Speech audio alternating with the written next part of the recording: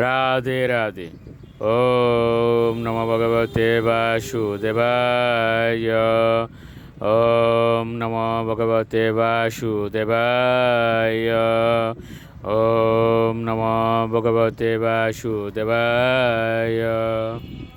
শ্রীমদ্ ভাগবত চতুর্থ স্কন্ধ পুষণম দ্বিতীয় অধ্যায়। শিবের প্রতি দক্ষের অভিশাপ। শ্লোক 26।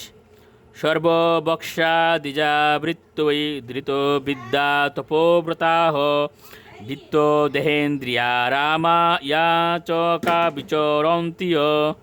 অনুবাদ: এই সমস্ত ব্রাহ্মণেরা কেবল তাদের দেহ ধারণের জন্য শিক্ষকতা, তপশ্চর্যা এবং ব্রত গ্রহণ করে।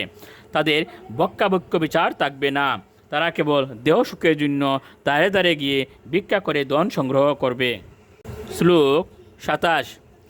তশৈবং বদত শাপম শ্রুতা দ্বিজ কুলায় বৈ মৃগ প্রত্য সৃজচ্চাপম ব্রহ্মদণ্ডম দুরতয়ম।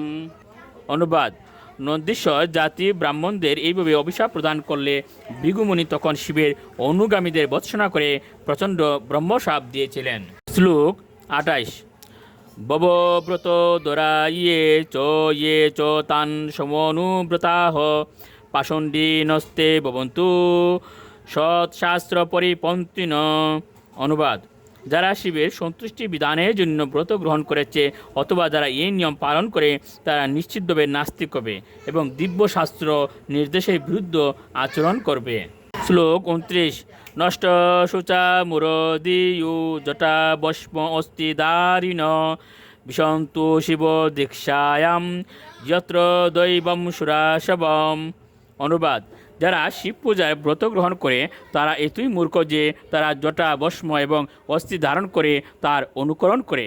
তারা যখন শিবের উপাসনায় দীক্ষিত হয় তখন তারা মদ, মাংস এই প্রকার বস্তু গ্রহণ করে। শ্লোক 30।